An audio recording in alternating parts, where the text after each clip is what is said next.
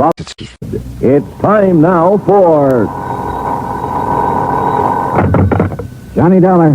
Pat McCracken, Johnny, Universal Adjustment Bureau. Hi, Pat. What's new? At the moment, Cooper's Bend, Nevada. Never heard of it. Neither did I till this morning.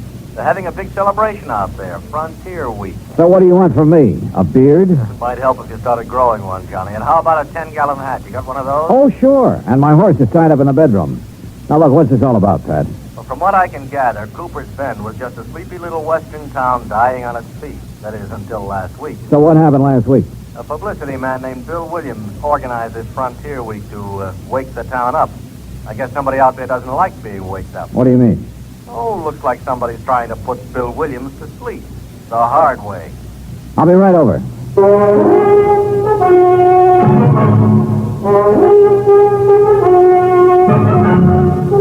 Bob Bailey in the exciting adventures of the man with the action-packed expense account. America's fabulous freelance insurance investigator. Yours truly, Johnny Dollar.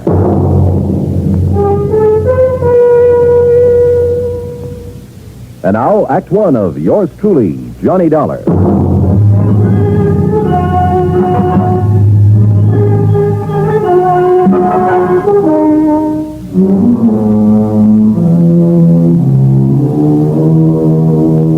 Expense account submitted by Special Investigator Johnny Dollar to the Home Office, Universal Adjustment Bureau, Hartford, Connecticut. Following is an account of expenses incurred during my investigation of the killer's brand matter.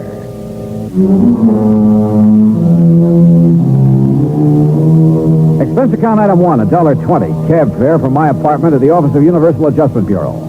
Pat McCracken was waiting for me. Not too much to go on, actually, Johnny, but I figure it's worth your taking a trip out to Cooper's Bend to see what's what. One of the companies we represent has a hefty policy on Bill Williams' life. Who is this Bill Williams? What's he do? Little of this, little of that, I guess. Sort of a fly-by-night type. Freelance publicity, that sort of thing. Hey, you suggested over the phone that there'd been an attempt on his life out there. Well, at least somebody took a shot at him. Oh? You have any idea who? No. That's what I want you to find out. Could have been an accident, Pat. Maybe somebody got carried away during one of the At 2 celebrations. o'clock in the morning, Johnny. Even during Frontier Week, people in Cooper's Bend don't stay up that late. Okay. Where do I find Williams? There's only one hotel. You look for him there. And, Johnny? Yeah? Watch yourself. Some of those characters out there can shoot pretty straight. And one of them is pretty riled up about something. Shoot straight. He missed Williams, didn't he? Oh, yeah. The first time. Expense account item 2, $187.50. Incidentals and transportation by plane and a rented car to Cooper's Bend, Nevada. The town was baking in the sun when I arrived in the middle of the afternoon. Aside from the fact that there were cars parked on the main street instead of a string of horses, the place could have easily passed as a set for a Western movie. A saloon, a general store, one weather-beaten hotel, the works. I kept wanting to go around behind the buildings to see if they were real. There was even a big horse trough in front of the hotel. I stopped for a moment to take a look at it, and that was my first mistake. Suddenly, I heard a crowd bearing down on me. Come on, let's get him. Hey, look at him, a real dude. Lay off him. This is kid stuff. What do you mean, lay off of him? You know the Frontier Week rule. Hey, look, what's this all about? Come on, mister, off with your shirt. My shirt. Now, just a minute. Rules, partner. Anybody on the street without a 10-gallon hat during Frontier Week gets sunk in the horse trough. Yeah, well, look, I just got into town. How am I supposed to know the rules? Well, this is one good way of finding them out, stranger. Anybody want to sell me a 10-gallon hat quick? Too late, buddy. Well, he's got a sense of humor anyway. Come on, I'll help you off with your shirt, stranger. Okay. That's it. Now, just take it easy, partner. Take it easy. Welcome to Frontier Week, partner. Oh, thanks. Thanks a lot.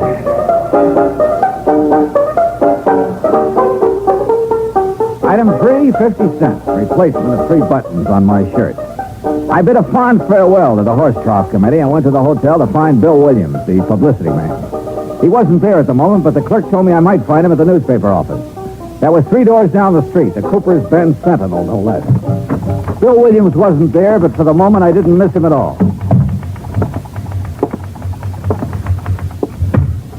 Oh, hello. Well, hi. You must be Miss Cooper's Bend Frontier Week. Ha.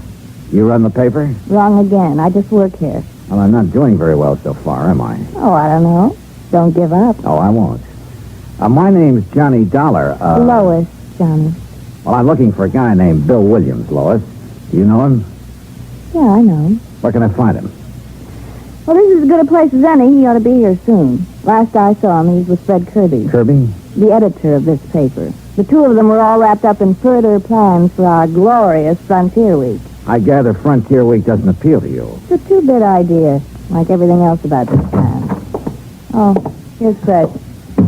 This is Johnny Dollar, Fred Kirby. Well, thanks, but we've already met. Mr. Kirby was one of the boys who helped me take a swim in the horse trough a couple of minutes ago. All in fun, Mr. Dollar. Part of Frontier Week. Yeah, sure. Kirby, I'm looking for Bill Williams. Oh, he's out making some final arrangements for the rodeo this afternoon. He ought to be back in a few minutes. Okay. Any place I can get a cup of coffee while I'm waiting? Oh, sure. 4 doors down the street. You can't miss it. I'll show you where it is, Johnny. Fine, thanks. I thought you had some work to get out, Lois. It'll keep. You don't mind, do you, Fred? Oh, no, of course not. Well, take your time. As we left, I could sense an undercurrent between Lois and Fred Kirby. And I could see his point. Matter of fact, though, undercurrent was too mild a word for Lois. Item 3, 20 cents. Coffee for Lois and me. You going to be in town long, Johnny? Oh, it depends. How long does Frontier Week last? This is the last day. Oh. Rodeo this afternoon, dance tonight. That ends it. Then the town goes back to sleep, huh? Probably. I won't be here to watch it, though. Oh, where are you going? Away. As far away as I can get. For long? For good. Well, how about your job? You mean the paper? That's a job?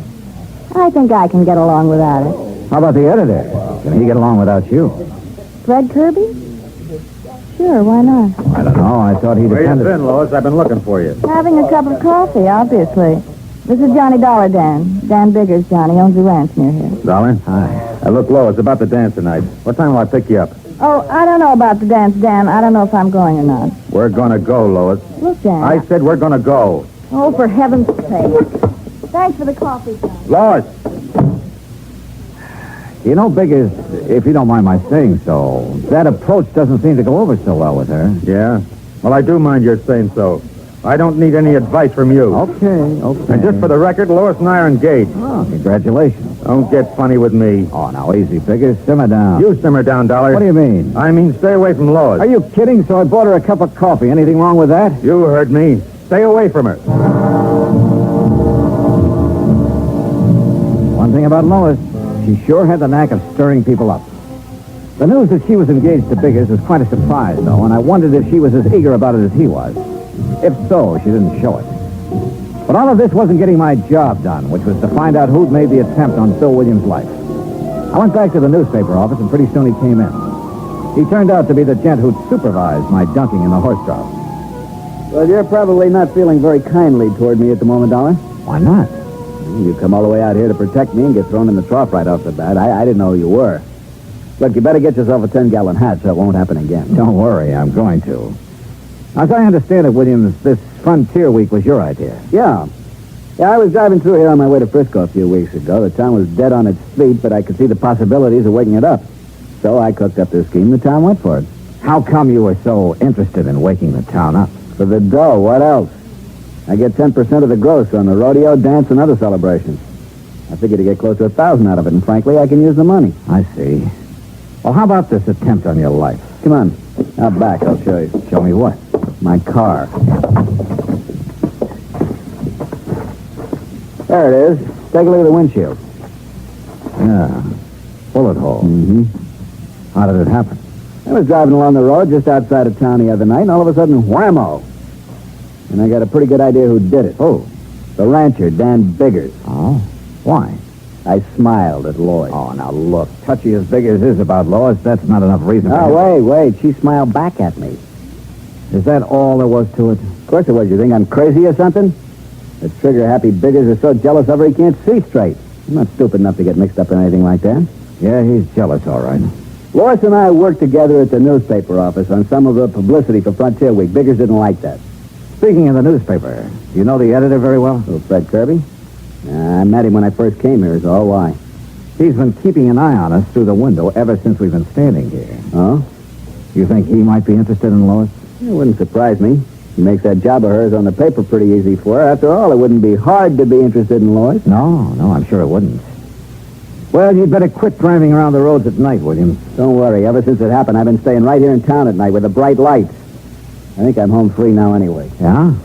The dance tonight winds up Frontier Week. Tomorrow noon, I get my share of the dough, and then I'm leaving. Yeah, Lois mentioned something about leaving town then, too. Yeah, she used to make noises about leaving when we were working together. I doubt if she means it, though. I think she's just trying to get Biggers riled up. That isn't hard. Now, wait a minute. Remember now she said it once in the office when Fred Kirby was around. What was his reaction? He didn't say anything at all, but he gave her a real funny look. I see. Well, I got to go make the final arrangements for the dance tonight. You going to be there? Oh, yeah. In the meantime, Williams, better keep your eyes open. Don't worry. Since that attempt on my life, I've sprouted eyes in the back of my head. Oh, and speaking of head... Yeah? You better get yourself a 10-gallon hat.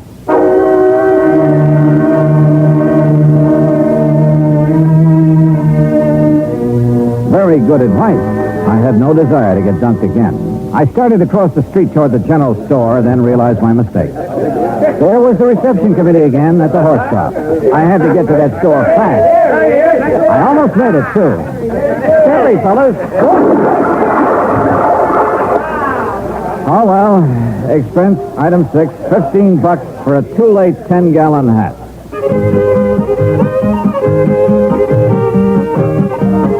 The dance was in full swing when I got there. I didn't see Lois at Biggers. Looks like he didn't get that date after all. Pretty soon I spotted Williams near the bandstand. When he saw me, he came over. Big crowd, Dollar. There are more people in Cooper's Bend tonight than ever heard of the place before Frontier Week. Man, I'm really going to clean up. I stayed around a while, watching Williams happily counting noses and adding up his 10%. Then I went back to the hotel. There was a message there from Lois. She wanted to see me. This I didn't get, but she'd left word it was important. She'd also left directions for getting to her house, so I drove out. It was outside of town on a back road. The lights were on. But nobody answered my knock. I waited a while, then tried the door. There was a fire burning in the fireplace, and the room looked very cozy. All except for one thing. Lois. She was lying in front of the hearth, and she was very dead.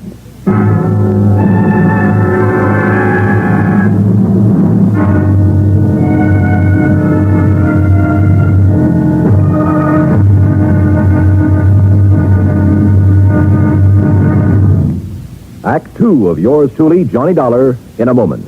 For a long time, people have been saying that the Earth is shrinking because transportation is getting faster and faster. And because this is true, people are getting closer, too. Today, our neighbors are not only the ones who live next door to us, they're all over the world. It is axiomatic that one should help his neighbor. But Americans have gone a step further. In addition to individuals helping individuals, now many American cities help many other cities through the Sister City program. Now, perhaps you've heard how it works. If not, here's an example or two. In the fall of 1959, a large area of Nagoya, Japan, was struck by a devastating typhoon. Her sister city, Los Angeles, California, sent tons of relief materials to Nagoya by way of an Air Force plane headed for the area. The Marines and the Navy rendered vital emergency aid during the disaster. When earthquakes shook Viña del Mar, Chile, during the summer of 1960, her sister city, Sausalito, California, sent hundreds of dollars worth of relief materials to help out.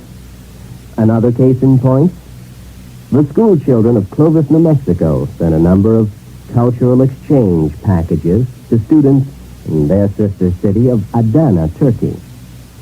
There are hundreds of such examples, because there are hundreds of sister cities. By using this means of diplomacy, friendship and understanding have increased throughout the world and paved the way for permanent freedom, the right of all men everywhere. And now, Act 2 of yours truly, Johnny Dollar, and the Killer's Brand matter.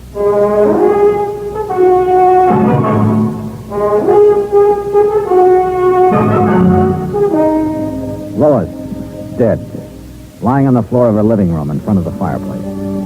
There was a poker near her hand that had been pulled out of the fire and scorched the rug. At first, that's what I thought she'd been hit with. But then I took a closer look and could see she'd struck her head on the hearth. There were signs of a struggle in the room. Then, suddenly, I heard a noise outside. I ducked into the next room, found a side door, and eased outside. I listened. Nothing. Then I heard the car. By the time I got around in front of the house, it was just disappearing around a bend in the road, running without lights. It looked like a station wagon, but that's about all I could make out. I went back into the house and put in the call to the sheriff. He arrived about 20 minutes later. Okay. Looks like there was a fight.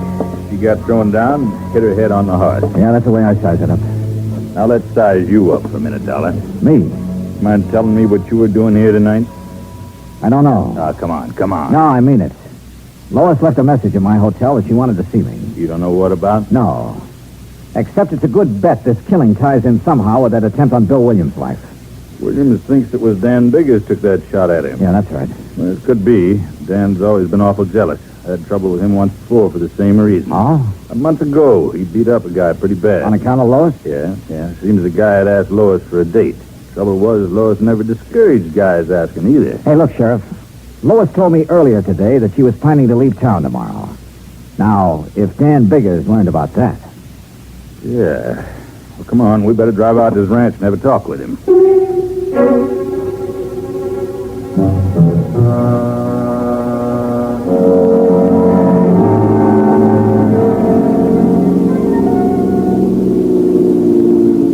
There's the gate, Johnny.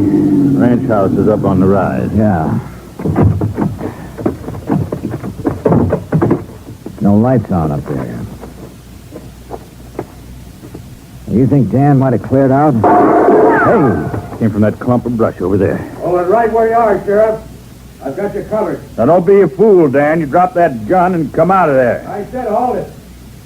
Came to take me in, huh? Well, I'm not going just now, Sheriff. Look, Dan. First, I'm going to find out who killed Lois and take care of him. Then you can question me all you want. Very interesting you should know about the killing already, Dan. I can think of one reason you might. Guess again, Dollar. I was in town when the call came in. One of the deputies told me about it. I figure it differently, Dan. You found out Lois was going to leave town tomorrow. Lois, leave. You're crazy. That's what she told me. She'd never do that. She'd never leave me. You tried to stop her. She grabbed a poker and swung at you. You threw her down on the hearth. That's a lie, you hear me? Dan, you're acting like a fool. Now give me that gun, man. I'm not coming in now, Sheriff. I can put these shots where I want to. Don't make me put them in you. Okay, Dan. You got the drop on us now, but I'm coming back. And I'm going to take you one way or another.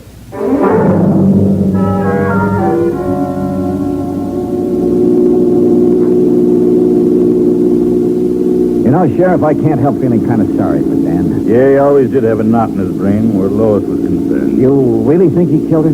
I don't know. Dan's pretty smart sometimes. That routine he was just giving us, it might have been a cover. Sheriff, you happen to know if Dan drives the station wagon? He drives a pickup around town mostly, and I think he's got a coupe, too, but no station wagon. Why? That's what I spotted pulling away from Lois's house. You didn't get the license number? No, it was running without lights. Not much help, Johnny. There's a lot of station wagons in this part of the country.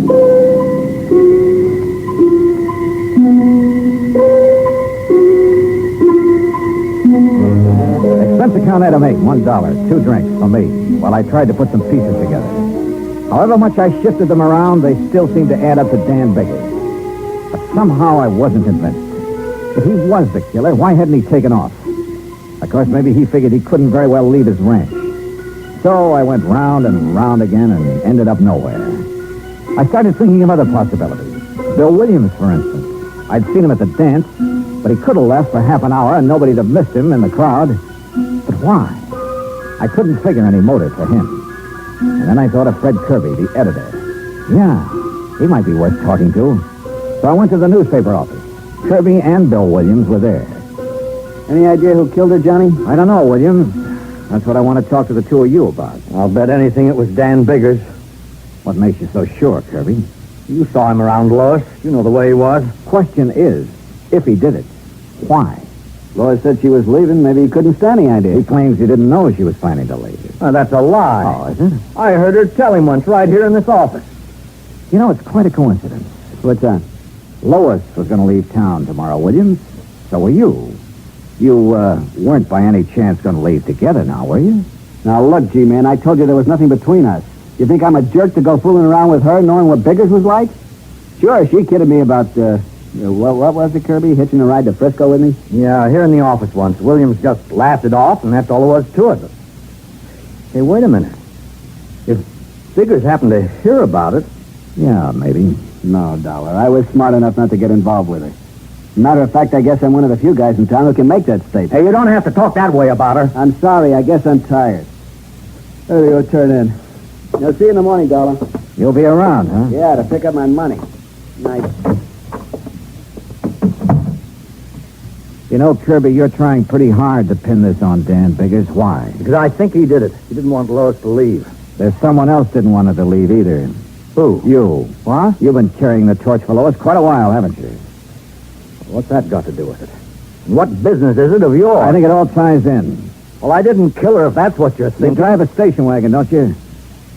So what? After I discovered her body, I spotted a station wagon leaving her house. But a lot of guys drive station wagons around here. I wasn't near her place. I didn't use the wagon at all tonight. You're lying. Now, look, Come on, open up, Kirby. Well, Okay, Dollar.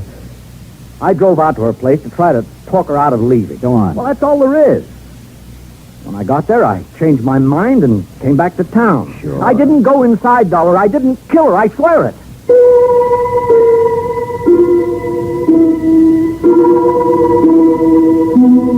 I called the sheriff, and he took Kirby in for further questioning. But by morning, he hadn't changed his story. Oh, he admitted being at the scene of the murder, but that's all he'd admit. He was still a big question mark, and we were still nowhere. The sheriff went out to Biggers Ranch again, hoping Dan would give himself up peaceably if he knew Kirby was in custody. I had a cup of coffee and went outside. Bill Williams was in front of the hotel. Anything new on the killing, Johnny? Well, you know Kirby was being questioned. Yeah. Surprised me at first, but then I got to thinking, he's a strange guy. He doesn't say much, but there's a lot going on inside, particularly about Lois. Yeah.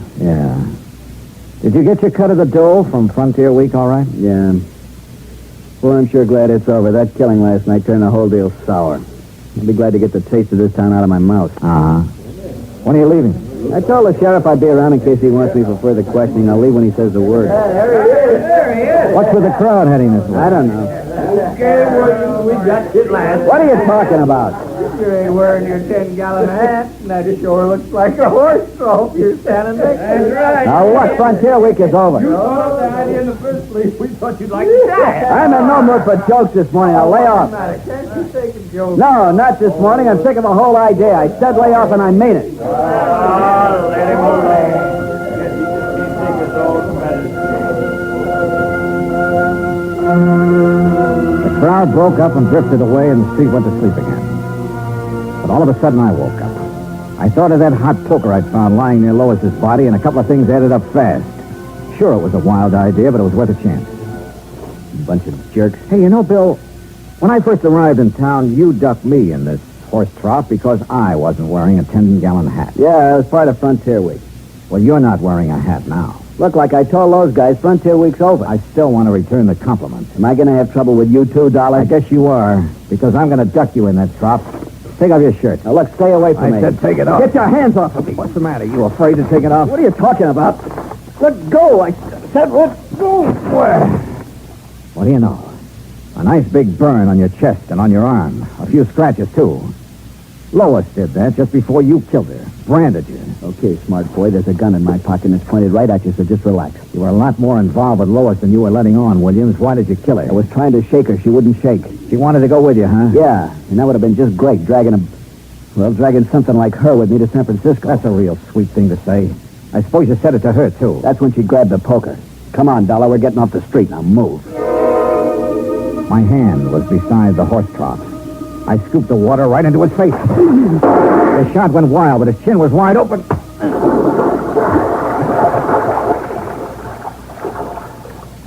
Yeah, Bill Williams got ducked after all.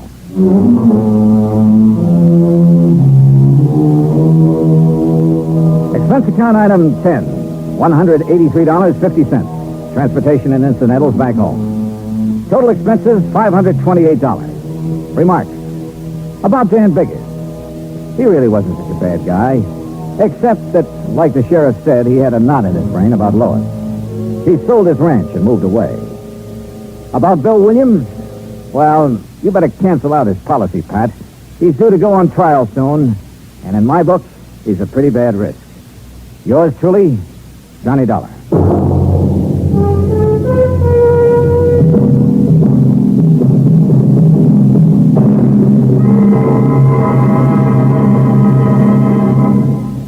Our star will return in just a moment. Our flag now numbers 50 stars, and behind each star there stands yet another flag representing one of the 50 states. Oklahoma's state flag depicts an Osage warrior's circular buckskin shield from which hang 7 eagle feathers. Across the shield is the Indian's calumet, or pipe of peace, crossed with the white man's peace symbol, the olive branch. On the shield are small crosses, the Indian's graphic sign for stars, indicating lofty ideals or a purpose for high endeavor. The background of the flag is a field of blue, the blue of the Oklahoma sky, signifying loyalty and devotion. The important symbols, however, are the calumet and the olive branch. These override the shield, the symbol of war, and bespeak a predominant love of peace by a united people. Oklahoma's state flag, the flag of the 46th state to enter the Union, was adopted on April 2nd, 1925. Now, here's our star to tell you about next week's story. Next week, a terrible storm that yields up a body from the deep. Join us, won't you? Yours truly, Johnny Dollar.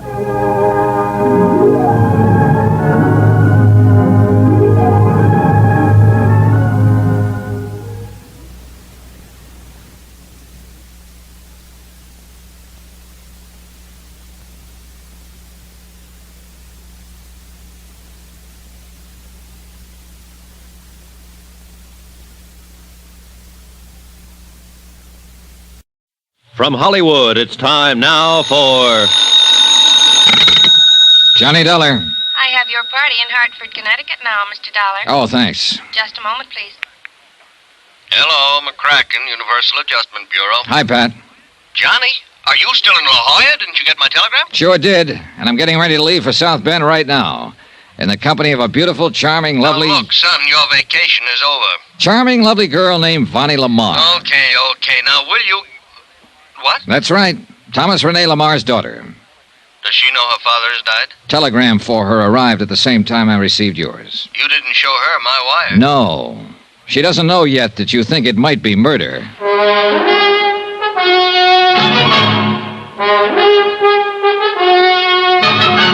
Tonight and every weekday night, Bob Bailey in the transcribed adventures of the man with the action-packed expense account, America's fabulous freelance insurance investigator. Yours truly, Johnny Dollar.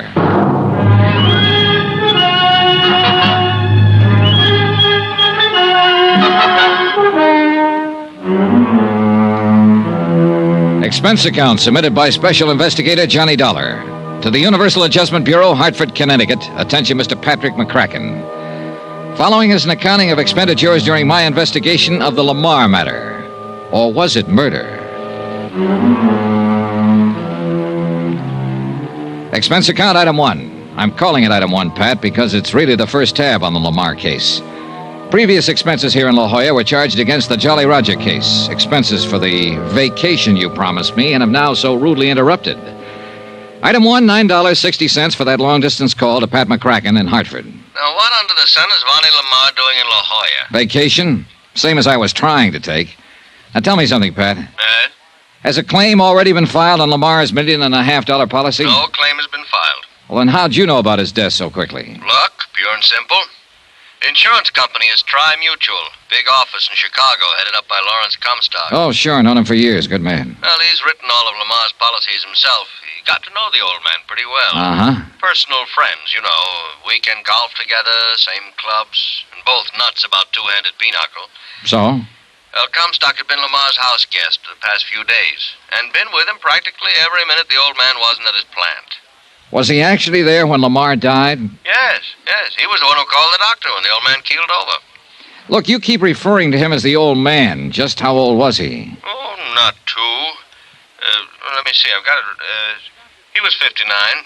The doctor's name on her telegram was Wilson. You know his first name? No, I don't know. That stuff you'll have to get from Comstock there in South Bend. Okay. Well, at any rate, Johnny, he called me the minute the doctor pronounced Lamar dead, and specifically asked that you be put on the case. Yeah, well, that's flattering. Okay, it looks like I am, but tell me something. Yeah? What makes Larry think the man was murdered? I'd rather not discuss it now. He'll give it to you when you see him. Our plane leaves in about an hour. No doubt you can be of some comfort to the daughter. Her knowing that you're handling the case. Pat, that's the one thing I don't want her to know. I hung up, leaving Pat to ponder over that last remark. Wired Larry Comstock that I was coming and finished my packing for the trip back east. When I'd finished, I paid my bill at the fancy motel, and all I can say is thank goodness it was on expense account, and I knocked on the door of the cottage next to mine. Yes, come in. Oh, Johnny. Hi, Vonnie. Any way I can help you? More than you have. You've been wonderful. Arranging the flight back for me. For us. Taking care of the things here. Johnny. That's right, for us. I'm making the trip with you. But I thought you said Hartford, Connecticut. And your vacation. Oh, the vacation's all over. Wouldn't be any fun for me to stay around after this. Oh, darling. And South Bend is along the way. I'd feel better if I kind of took you home rather than let you make the long trip alone under the circumstances. And maybe I have some business or something to attend to there. Darling, I don't know what... Easy. Oh, you made it so wonderful. When Daddy couldn't get here these last few days, and now that this terrible thing has happened, you stick by me this way. It's the only way I'd have it. You're so wonderful. All right. Come on now. Come on, get your things together. I've called for a cab to the airport in San Diego. Come on, Mom. Oh, thank you, Johnny. I love you for this. Sure.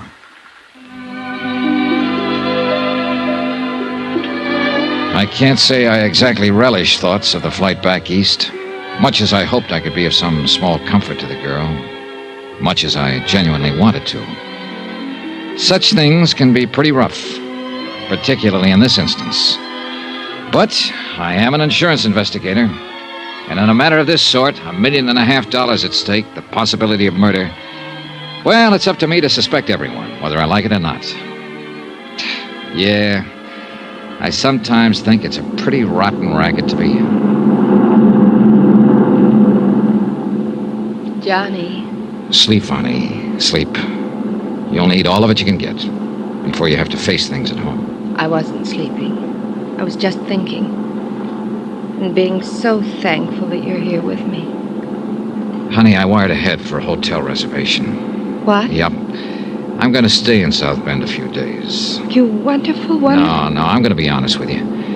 I also wired a friend of mine, a fellow with whom I do business now and then. So well, anyhow, I'll be there for a few days and maybe more, and as long as I can be of any help to you. It's funny. You know, you still haven't told me what you do. Well, don't worry about that now. But I'm curious. Tell me. It'll give us something to talk about. Did you wire anyone at your home about your arrival? Yes, Harrison the butler. Johnny. Well, how about the doctor who telegraphed you? Yes, Dr. Wilson, too. Honey. Wilson. Edward T. Wilson. Now tell me. No, you stop talking and try to get some rest. But all... I'm going back to the lounge in the tail section so that you'll have nothing to do but get some sleep. Then you won't tell me. No, tomorrow. Asleep. Thank you, Johnny. Now I can, maybe. Yeah, rough. Very rough.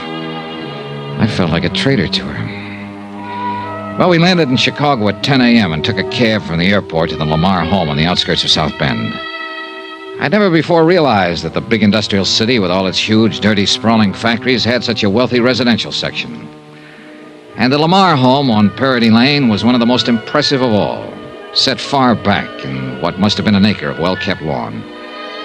In addition to Harrison, the butler, we were met at the door by the housekeeper, cook, upstairs and downstairs maids, and a couple of other servants. All of them obviously in deep sorrow over the passing of the master of the house. And may I most humbly, for all of us, express our deepest sympathy in this hour of this... It's all... Thank you, Harrison. Thank you all. I'm going to my room and we'll call you when... Yes, miss? This is Mr. Dollar. Mr. Dollar. He's to be admitted to the house. Any time. I'll be here, Vonnie, as soon as possible. And you know where to reach me. Yes, Johnny. Thank you. And now to get to work, whether I liked it or not. I took the cab to the townhouse, dumped my bags, then back to Chicago in the office of Lawrence Comstock, Tri-Mutual's representative. He was waiting for me. Well, Johnny, you sure walked into something this time. Thick one, Larry? You don't know. You don't know the half of it. The million and a half of it. You gave Pat McCracken back in Hartford the idea that Lamar's death might be murder. I think it is. I really think it is, Johnny. Why? Tom Lamar was one of the best friends I ever had. He should have been. Your commission on the insurance he was carrying was enough to set you up for life. Oh, no, Johnny, don't talk like that. Tom was a good friend of mine, quite aside from business. I sold him his very first policy years ago, and he was just a bookkeeper for Atlas Processing Company, earning $70 a week.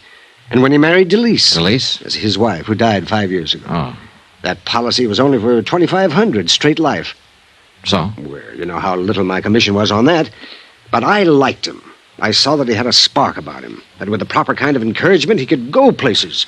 And he did. Yeah, so I understand. I understand that Lamar Metal Products is a really big thing. General Metal Fabricators just bought them out. Oh? Yes, and Tom was getting all ready to retire. Spend the rest of his days having fun, golf, fishing, winters in California, and summers in Minnesota, that sort of thing. And taking care of Vonnie, his adopted daughter. Yeah. Kind of worth taking care of, too. Eh? I know her, Larry. Met her in La Jolla, California. Oh, then you... Brought her back here to face the sad fact of her father's death. Why didn't... Oh, yes, of course. The family doctor, Ed Wilson. I should have realized. He sent a telegram to Vonnie to the same place you were, in La Jolla. She's a wonderful girl, John. You're telling me. But, Larry... Yes? Something you told Pat McCracken back in Hartford has led him to think that possibly Thomas Lamar was murdered. Johnny, in the years I've known Tom Lamar... Yeah? I've not only known him, but I've known his family. Well? And much of his affairs, personal as well as business. Well? His wife, Delise. I would have married her long ago if I'd been able. Oh, get to the point, Larry. Oh, yes, of course. And his daughter, Vonnie. I wish she'd been my daughter, my child. Come on, Larry, come on, get at it. She's a wonderful girl. You said that. Oh, yes, of course. Well, there were things in her past, Vonnie's past, that even her mother and later her father didn't know about. But I did. For heaven's sake, man, get to the point. You too? Yes, me too. Yeah, me. The confirmed bachelor. Take him or leave him. Have fun. Forget him. Make a big... Come on, Larry. Listen, Johnny. Now listen carefully. Dr. E.T. Wilson, Ed Wilson, an old friend of mine as well as Tom. Yes? It was Ed who made the last insurance examination 4 months ago. Thomas Rene Lamar was in better health than you are. After all, he was only 59, and he'd lived a careful life, taking good care of himself. Well, go on. We were sure of his physical condition, sure of it. That's why I let him add to his already large policy. Larry... You've told Pat McCracken, and you've admitted to me that you think Thomas Lamar was murdered. Yes, John. Because of one man. Who? The one man who shared his confidences, business and personal. Yeah? Who was closer to him than even Ed Wilson or me. Well, who? One man who alone could be sure of benefiting by Tom Lamar's death. Oh, look, Larry, that bush you're beating around is getting bigger and bigger. It's so simple, John, so discouragingly simple. All right, Larry, all right. Take it any way you like. I'm here for 2 reasons. Because I'm assigned to this case, and because of Vonnie. Yes, I know. Now, who is it you suspect? The man Vonnie is really in love with. Oh. I'm sorry, John.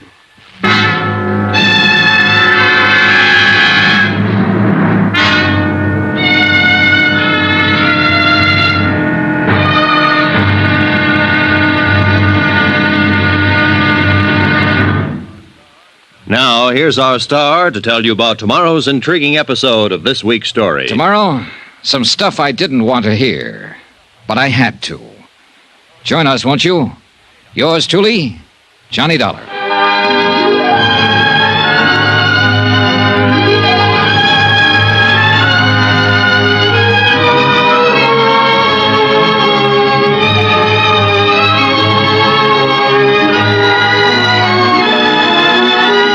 Yours truly, Johnny Dollar, starring Bob Bailey, is transcribed in Hollywood. It is produced and directed by Jack Johnstone, who also wrote tonight's story. Be sure to join us tomorrow night, same time and station, for the next exciting episode of Yours truly, Johnny Dollar. Roy Rowan speaking.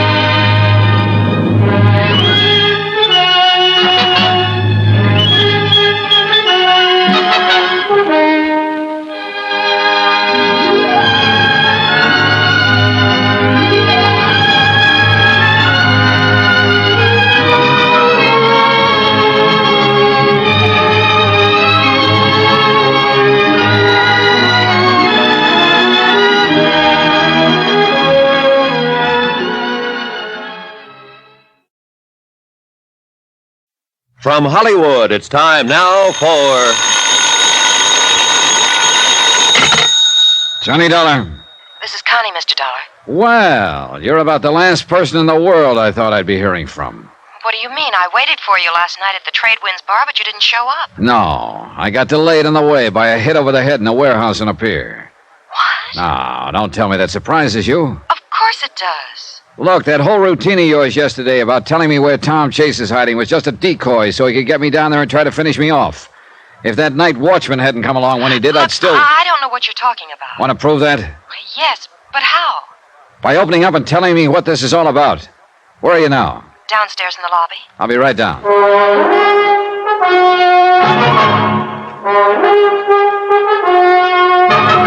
Tonight and every weekday night, Bob Bailey in the transcribed adventures of the man with the action-packed expense account, America's fabulous freelance insurance investigator. Yours truly, Johnny Dollar.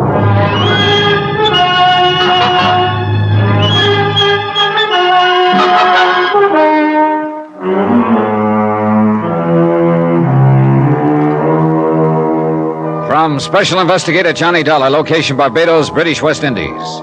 To the Home Office, Universal Adjustment Bureau, Hartford, Connecticut. Assignment, the Phantom Chase matter. Expense account continued.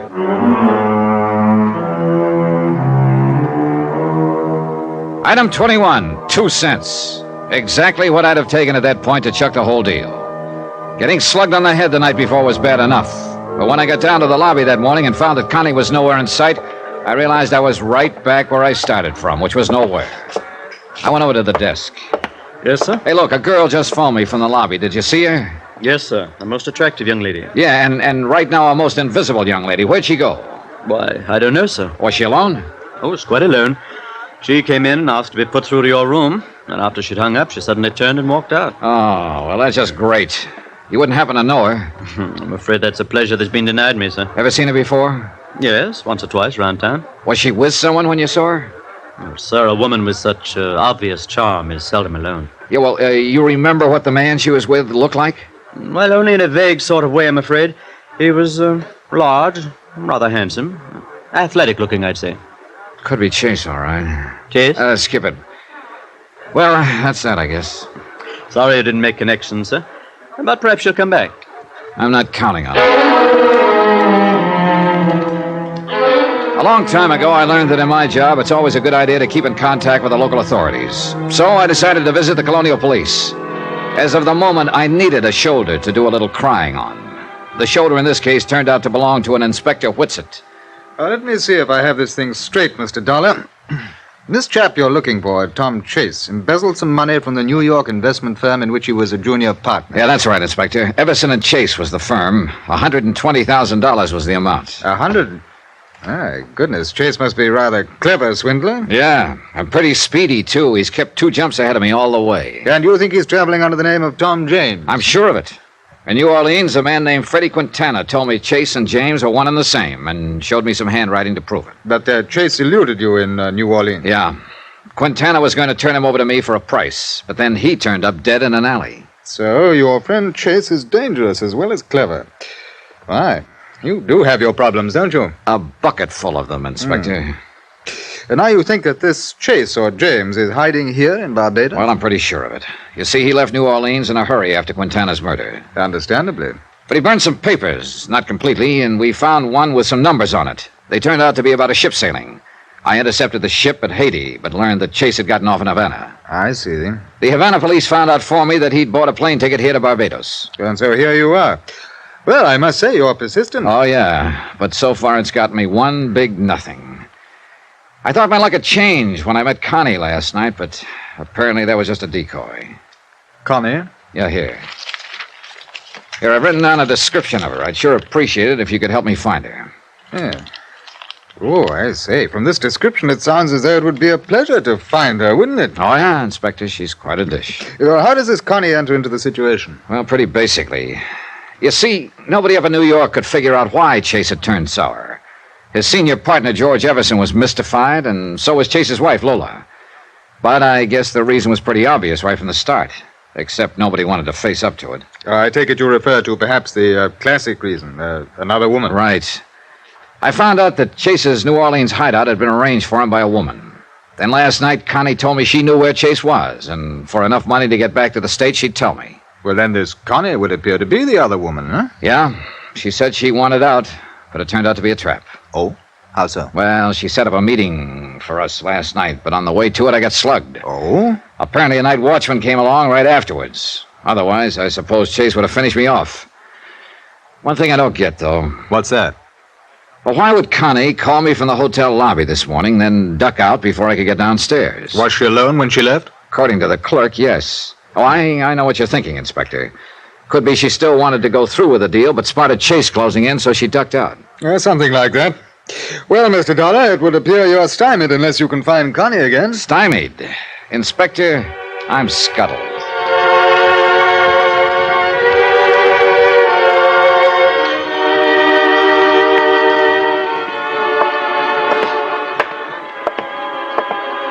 Good afternoon, Mr. Dollar. Clerk, has that girl been back? The one you called, Connie? Yeah. No, sir. I've been keeping an eye out for her here in the lobby, but I've seen no sign of her. No calls or messages for me, huh? No, sir. If I see her, of course, I'll get in touch with you immediately. You'll be in your room? No, I'll be at the Trade Winds bar. The Trade Winds? Well, that's one of the waterfront bars, isn't it, Mr. Dollar? That's right. It's none of my business, sir, but I would be just a bit careful if I were you. Now, what's that supposed to mean? Well, that part of town, sir, it's not the best. Oh, you're telling me. I got hit over the head down in that part of town last night. And now you're going back there? Real glutton for punishment, huh?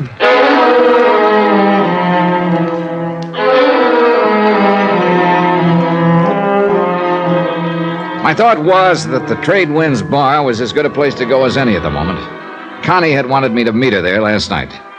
If she really was on the up and up, she might try to contact me there again.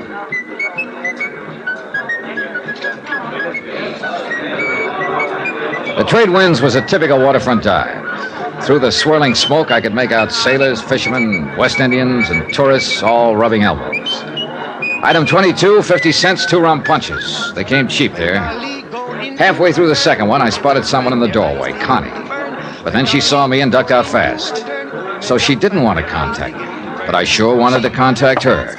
I went out the side door. My hunch was right. She was trying the alley. I stepped in front of her. Let go of me. Oh, no, baby. Just stay put. Stay Please. put. I don't know what this is all about. Honest, Mr. Now, Dollar. look. This is no time to start playing coy. Where's Chase? I don't know. Come on. Please, you must believe me. I should never have come to you in the first place. I'm not Chase's girlfriend like you think. Oh, try again, sister. Really, I'm telling the truth, Mr. Dollar. I know I posed to you as his girl, but I'm really not. Look. I was trying to work something for myself. When you started talking about murder, I realized I was getting involved in things I shouldn't. What are you talking about? Honestly, I can explain everything to you, Mr. Dollar. Okay. inside. That's just what you're gonna do. Look, we'll take this table right here. Go on, sit down. All right, now, Connie, let's have it. Mr. Dollar, I want you to know I'm pretty ashamed of myself for what I was trying to do. It was wrong. I should have realized it sooner. Less editorial and more news, huh? Well, I met Tom Chase, or Tom James as he calls himself, here in Barbados a couple of days ago. A couple of days ago? You mean in New York a long time ago, don't you, Connie? No, Mr. Dollar, I wasn't Chase's girlfriend. I'd never seen him before 2 days ago, right here. Go on. I had a date with him. Then I found out you'd been asking around town for him, so I decided on a plan. So? I found you and told you I knew where Chase was. You thought I was his girl, and so I went along with it. I was supposed to have a date with him last night here at the Trade Winds, but he didn't come. He was too busy hitting me over the head at the time. You telling me the truth, Connie? I swear it. Then there's one big question. Why did you do it? Because I'm broke, Mr. Dollar. I'm stranded here in Barbados, and I want to go back to the States. I thought you were going to put the finger on him for enough dough to get back to the States, huh? I'm afraid that's about it. And you don't have any idea where he is now? None at all. Well, that's just fine. My last lead out the window. I'm sorry, Mr. Dollar. You're sorry. Look, did he mention his girlfriend to you? He did say he was expecting a friend down here. They probably had it rigged for her to meet him here later. He didn't give you any indication where he was staying, huh? No. Or what his future plans were? No. There was one thing. Well, what was it? Well, I don't know if it means anything. Come on, let's have it. Well, we were here at the Trade Winds night before last. Afterwards, we walked around the waterfront for a while. Yeah? Tom stopped and talked to one of the fishermen there for quite a while. Ah. Could you hear what they were saying? No, they left me and went off to one side. Now, listen, Connie. Do you think you'd recognize that fisherman if you saw him again? Yes, I think so. Then come on. We went outside. It was sunset. A few fishermen were scattered along the wharves, mending nets, getting their gear in shape. We gave each one of them the once-over, then kept going. Suddenly, Connie stopped. There he is, Johnny. The one who's yawning. Okay, thanks. You stay here. Good evening. Good evening. You don't sound very convinced. Oh, sure, it's a good evening.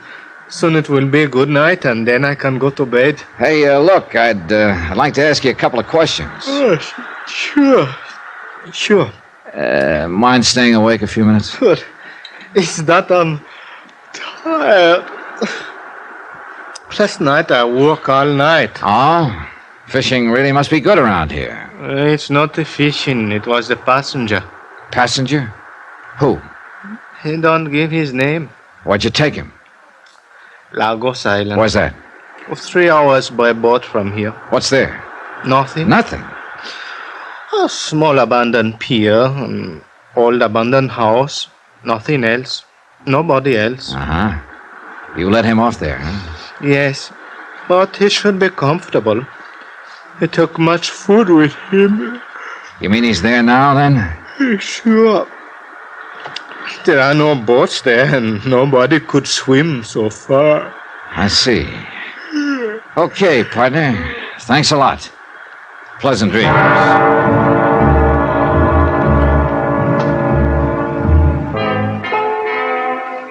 At this point, it looked real easy, and I began to wonder if it wasn't a little too easy. Chase sitting there on Lagos Island with no way to get off. All I had to do was hire myself a boat and go pick him up. I looked at the fisherman. He smiled at me politely. I looked back at Connie. She smiled too. Yeah, everything could be on the up and up. Or it could be a great big trap. But one thing was clear. I was going to have to go to Lagos Island to find out.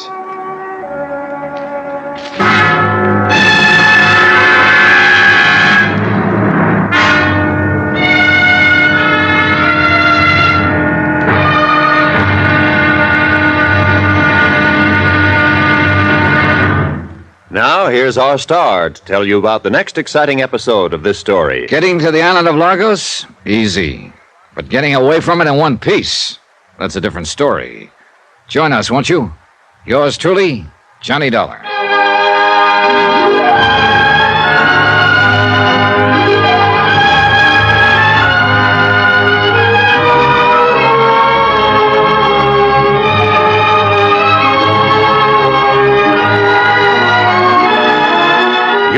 truly, Johnny Dollar, starring Bob Bailey, is transcribed in Hollywood. Written by Robert Reif, it is produced and directed by Jack Johnstone. Be sure to join us for the next exciting episode of this story on Yours Truly, Johnny Dollar. Roy Rowan speaking.